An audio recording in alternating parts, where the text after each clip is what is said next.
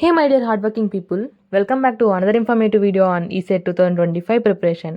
So ఈ వీడియోలో content ఏంటంటే ఇప్పటి వరకు ప్రిపరేషన్ స్టార్ట్ చేయని వాళ్ళ కోసం ఒక చిన్న టైం టేబుల్ వేసాను. అండ్ అలానే స్టార్ట్ చేసిన వాళ్ళు ఇంకెలా ఫర్దర్గా ప్రిపరేషన్లో ముందుకెళ్ళాలా అనే దాని గురించి కూడా ఒక చిన్నపాటి టైం టేబుల్ అయితే ప్రిపేర్ చేయడం జరిగింది. దాని తర్వాత ఒక క్లియర్ కట్ రోడ్ మ్యాప్ అనేది కూడా క్రియేట్ చేయడం జరిగింది. So let's get into the video without any delay or without any skipping. So చూద్దాం.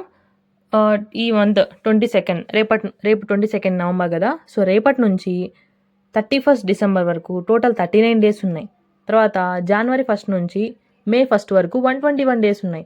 సో మొత్తం మనకి టోటల్గా 160 డేస్ అయితే 160 డేస్ అయితే ఉన్నాయి. అంటే 23 వీక్స్ ఉన్నాయి. ఈ 23 వీక్స్ నువ్వు ఎలా యూటిలైజ్ చేసుకుంటావు? ఇప్పటివరకు నువ్వు ప్రిపరేషన్ స్టార్ట్ చేయలేదు, ఓకే. స్టార్ట్ చేసావా? Double okay. సరే, ప్రిపరేషన్ స్టార్ట్ చేసిన వాళ్ళు నెక్స్ట్ ఈ 160 డేస్ని బాగా యూటిలైజ్ చేసుకోండి. ఇప్పటివరకు ఎలా అయితే ఎఫెక్టివ్గా ప్రిపేర్ అయ్యారో అంత ఎఫెక్టివ్గా నెక్స్ట్ ఈ 160 డేస్ని యూటిలైజ్ చేసుకోండి. నెక్స్ట్ అసలు స్టార్ట్ చేయని వాళ్ళ గురించి మాట్లాడదాం. ఈ 160 డేస్ని నువ్వు చాలా ఇంపార్టెంట్. నీకు అసలు ఇంకా ప్రిపరేషనే స్టార్ట్ చేయలేదు కాబట్టి it's very very important to you to utilise these 160 days. Let's see. ఒకసారి బ్రాంచ్ వైజ్గా టెక్నికల్ సబ్జెక్ట్స్ చూద్దాం. ఏపీ ఈసెట్ 2024ని బేస్ చేసుకున్నట్లయితే సిఎస్సి వాళ్ళకి టెక్నికల్ సబ్జెక్ట్స్ అనేవి 10 ఉన్నాయి మొత్తం. ఈసీ వాళ్ళకి 9, ట్రిపుల్ ఈ వాళ్ళకి 10, మెక్ వాళ్ళకి 10, సివిల్ వాళ్ళకి ఆ సబ్జెక్ట్స్ని యూనిట్స్గా ఇచ్చి 10 యూనిట్స్గా అయితే ఇవ్వడం జరిగింది. సో నా ఇది బ్రాంచ్ వైజ్ వాళ్ళకున్న టెక్నికల్ సబ్జెక్ట్స్. సరే, ఈ టెక్నికల్ సబ్జెక్ట్స్ని మ్యాథ్స్, ఫిజిక్స్, కెమిస్ట్రీని ఈ 160 డేస్లో ఎలా చదవాలి, ఎలా మనం డివైడ్ చేసుకోవాలి డేస్ని అనేది ఒక చిన్న టైం టేబుల్ వేసాను. Let's get into the time table. Guys, మొత్తం మీకు 10 సబ్జెక్ట్స్ ఉన్నాయి. ఒక్కొక్క సబ్జెక్ట్కి 8 డేస్ ఇచ్చుకుందాం. 8 డేస్ ఇస్తే మొత్తం 80 డేస్. 80 డేస్లో ఈ టెక్నికల్ సబ్జెక్ట్స్ అనేవి కంప్లీట్ అవుతాయి. కొన్ని సబ్జెక్ట్స్కి 5 డేస్ పట్టొచ్చు. ఒక సబ్జెక్టు 5 డేస్లో కంప్లీట్ అయిపోవచ్చు. ఆ 5 డేస్ తర్వాత రిమైనింగ్ 3 డేస్ ఉంటాయి కదా. సరే, 5 డేస్ కూడా కాదు, 5 డేస్లో ఒక సబ్జెక్ట్ అవ్వడం కష్టము అంటే సరే 7 డేస్లో అయిపోయింది అనుకుందాం ఆ సబ్జెక్టు. రిమైనింగ్ 1 డే ఉంటుంది కదా ఈ 8 డేస్లో. ఆ 1 డే దేంట్లో వేస్తారంటే కొన్ని సబ్జెక్ట్స్కి 8 డేస్ కన్నా ఎక్కువ డేస్ పట్టొచ్చు. సో ఆ సబ్జెక్ట్స్లో ఆ 1 డేని వేసేయండి. సో అలా బ్యాలెన్స్ చేయండి. మీ ఆ డేస్ని బ్యాలెన్స్ చేస్తూ ప్రతి సబ్జెక్ట్స్ని కంప్లీట్ చేయడానికి అయితే ట్రై చేయండి. టెక్నికల్ సబ్జెక్ట్స్లో మీరు చాలా బాగా స్కోర్ చేయొచ్చు గాయస్. ప్రతి ఒక్క టెక్నికల్ సబ్జెక్ట్ని బాగా చదవండి. మీకున్న ఈ 10 సబ్జెక్ట్స్ ఏవైతే ఉన్నాయో, ఈ 9 సబ్జెక్ట్స్ ఏవైతే ఉన్నాయో వాటన్నిటిని చదవండి. ఒక్క సబ్జెక్ట్ని కూడా వదిలిపెట్టొద్దు. టెక్నికల్ సబ్జెక్ట్స్లో మీరు బాగా స్కోర్ చేయొచ్చు. నెక్స్ట్ 30 డేస్ మ్యాథ్స్కి పెట్టండి. ఇక్కడ నేనేం రాసా, స్టడీ హై వెయిటేజ్ టాపిక్స్. అంటే ఈ 30 డేస్లో మ్యాథ్స్ మొత్తం 100% కంప్లీట్ చేయగలవా అంటే నో అనే చెప్పొచ్చు. ఎందుకంటే కంప్లీట్ చేసినా కానీ నువ్వు ఎఫెక్టివ్గా ఉండాలి దాంట్లో. నువ్వు కంప్లీట్ చేసుకుంటూ పోతే సరిపోతుందా? లేదు. ఆ ప్రాబ్లమ్స్ని నువ్వు సాల్వ్ చేయగలగాల. సో అంత ఎఫెక్టివ్గా ఉండాలంటే ఫస్ట్ ఏం చేస్తావు, హై వెయిటేజ్ టాపిక్స్ని చదువు బాగా. ఓకేనా? 30 డేస్లో స్టార్టింగ్లో ఏం చేస్తావు, హై వెయిటేజ్ టాపిక్స్ని తీసుకొని చదువు ఫస్ట్. అవి వన్స్ అయిపోయిన తర్వాత మిగతా టాపిక్స్ని చదువు. అంతే. ఓన్లీ హై వెయిటేజ్ చదివి లో వెయిటేజ్ ఉన్న టాపిక్స్ని వదిలేయమని నేను చెప్పట్లా. ఫస్ట్ మాత్రం హై వెయిటేజ్ టాపిక్స్ మాత్రం తీసుకో.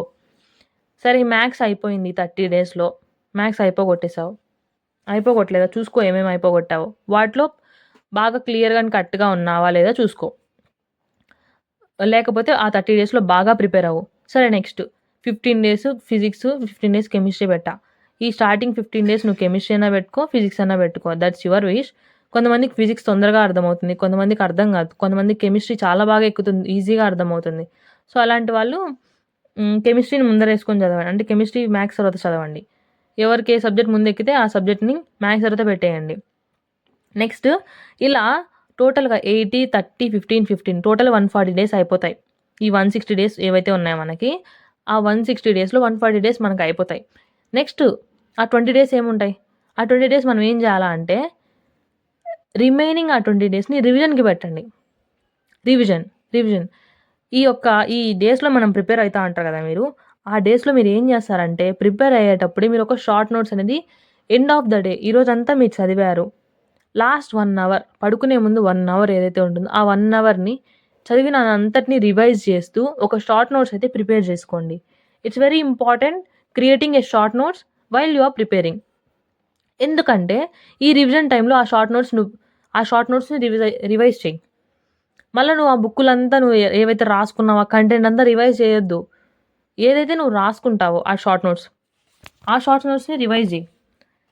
ఆ 20 డేస్‌లో. ఇంక లాస్ట్ 20 డేస్ ఉంటది.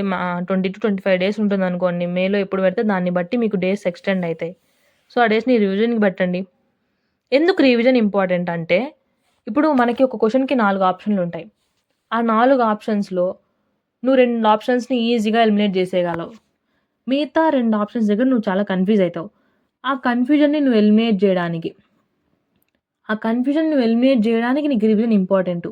నువ్వు ప్రిపేర్ అయినావనుకో, నువ్వు ప్రిపేర్ అయితే సరిపోదు. నువ్వు ప్రిపేర్ అయితే నువ్వు ప్రిపేర్ అయ్యి వదిలేస్తే ఏమవుతుంది? ఆ 2 ఆప్షన్స్ దగ్గర డెఫినిట్‌గా నువ్వు కన్‌ఫ్యూజ్ అయితావు.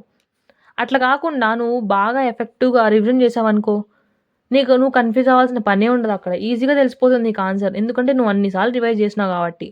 సో, రివిజన్ అనేది అంత ఇంపార్టెంట్ అనమాట. ఆ కన్‌ఫ్యూజన్ పడే టైంలో నీకు టైం వేస్ట్ అవుతుంది ఎగ్జామ్‌లో. ఆ టైం వేస్ట్ పోగొట్టుకోవడానికి నీకు రివిజన్ చాలా ఇంపార్టెంట్. సరే, ఇదంతా బానే ఉంది. ఏ రోజు ఎన్ని డేస్ ఏ సబ్జెక్ట్ చదవాలి అనేది ఉంది. ఎన్ని సబ్జెక్టులు ఉన్నాయనేది కూడా ఉంది. ఎన్ని డేస్ ఉన్నాయనేది కూడా ఉంది. సరే, ఎలా చదవాలి? లెట్స్ సీ ఎలా చదవాలి? చూద్దాం. ఒక టైమ్ టేబుల్ అయితే క్రియేట్ చేసుకోండి. మీకై మీరు own time table, study time టేబుల్‌ని క్రియేట్ చేసుకోండి. మార్నింగా, ఈవినింగా, నైటా ఏ టైంలో చదవాలనేది ఒక టైమ్ టేబుల్ క్రియేట్ చేసుకోండి. తర్వాత ఏంది? టార్గెట్స్ పెట్టుకోండి. ఆ టార్గెట్స్‌లో ఈ 4 డేస్‌లో నెక్స్ట్ 4-5 డేస్‌లో నేను ఇది అచీవ్ చేయాలా? ఈ సబ్జెక్ట్‌ని నేను కంప్లీట్ చేయాలా? లేకపోతే ఈ టాపిక్‌ని నేను కంప్లీట్ చేయాలా? ఇలాంటి టార్గెట్స్ పెట్టుకోండి. ఈ టార్గెట్స్ పెట్టుకోవడం వల్ల ఏమవుతుందంటే మీకొక రిమైండర్ లాగా ఏమనిపిస్తుంది నీకు డైలీ? నీకో టార్గెట్ ఉంది. నువ్వు అది కంప్లీట్ చేయాలి అనిపిస్తుంది. నువ్వు డిస్ట్రాక్ట్ అయ్యే ప్రతిసారి కూడా నీకు నీ టార్గెట్ గుర్తొస్తుంది. సో దట్ నువ్వెక్కడ పడిపోవు. ఆ టార్గెట్‌ని అచీవ్ చేయడానికి ముందుకెళ్తూ ఉంటావు. Next prioritise task. ఇది చాలా ఇంపార్టెంట్. మన డైలీ లైఫ్‌లో మనకి చాలా టాస్క్‌లుంటాయి మనం చేయాల్సినవి. ఏ టాస్క్ ఎప్పుడు చేయాలి? ఏ టాస్క్ దేనికి ఎక్కువ ప్రియారిటీ ఇవ్వాలి? అనేది ఆలోచించండి. ఈ టైంలో మనకి ఈ సెట్టే ఎక్కువ ప్రియారిటీ. సో, ఈ సెట్‌కే ఎక్కువ ప్రియారిటీ ఇచ్చే విధంగా మీ టాస్క్‌లను చూసుకోండి. మీ టాస్క్‌లకి ప్రియారిటీ ఇవ్వండి. So, next study and prepare by using various study materials, YouTube channels, websites. Guys, study materials అంటే మీకున్న టెక్స్ట్ బుక్స్. ఆ టెక్స్ట్ బుక్స్‌లో మీరు చదవండి. అర్థం కాలేదా? నేను యూట్యూబ్ ఛానల్స్‌ని రిఫర్ చేశా కదా! సో, ఆ యూట్యూబ్ ఛానల్స్‌లోకెళ్ళి నేర్చుకోండి. మీకు రాని టాపిక్ నేర్చుకోండి. నోట్స్ కూడా రాసుకోండి. వాళ్ళు చెప్తారు కదా! నోట్స్ రాసుకోండి. మీకు ఎలా అర్థమైతే అలా నోట్స్ రాసుకోండి. ఇంకా మీకు నోట్స్ కావాలా అంటే వెబ్‌సైట్స్ కూడా నేను రిఫర్ చేశా.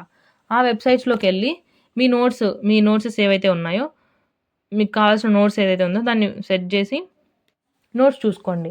నెక్స్ట్ ఈ ఎంటైర్ ప్రిపరేషన్ దాంట్లో revision important. As I said from the starting, revision అనేది చాలా important. Next time management. The rank that you are going to achieve is depends on how you manage your time now. మీ టైంని మీరు ఇప్పుడు ఎలా manage చేస్తున్నారు అనే దాన్ని బట్టి మీ ఫ్యూచర్‌లో మీ ర్యాంక్ అనేది డిసైడ్ అయి ఉంటది. టైమ్ మేనేజ్‌మెంట్ చాలా ఇంపార్టెంట్. డిస్ట్రాక్ట్ అవ్వగాకండి.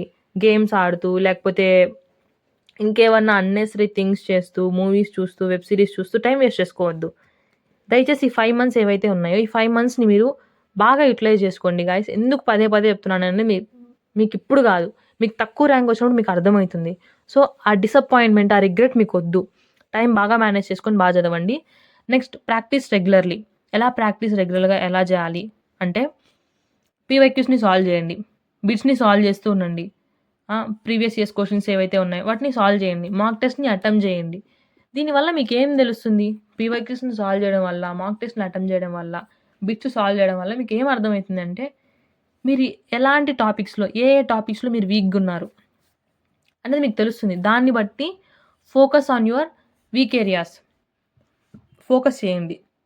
ఆ టాపిక్స్‌ని మళ్ళా రివైజ్ చేయండి. మీకు గుర్తుండేదో రివైజ్ చేయండి.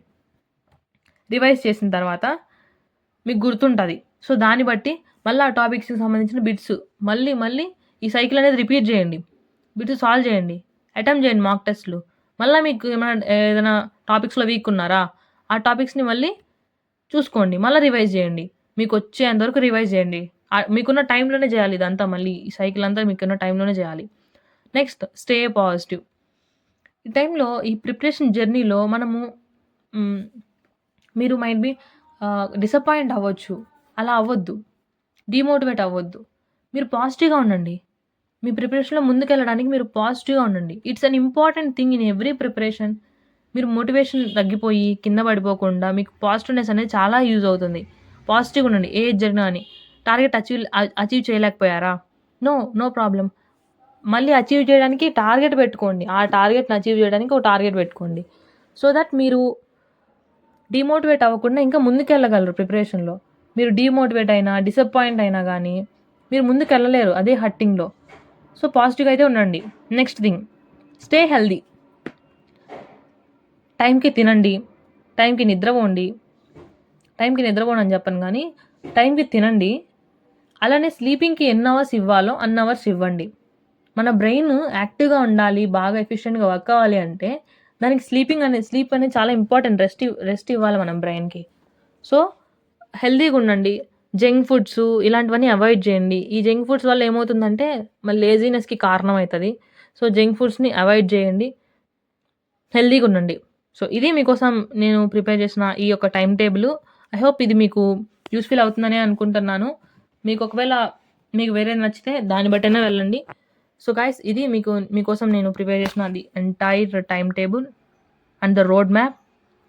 గో త్రూ దిస్ అండ్ బాగా ఎఫిషియెంట్‌గా చదవండి. టైంని బాగా యుటిలైజ్ చేసుకోండి. Don't waste your time. Thank you guys.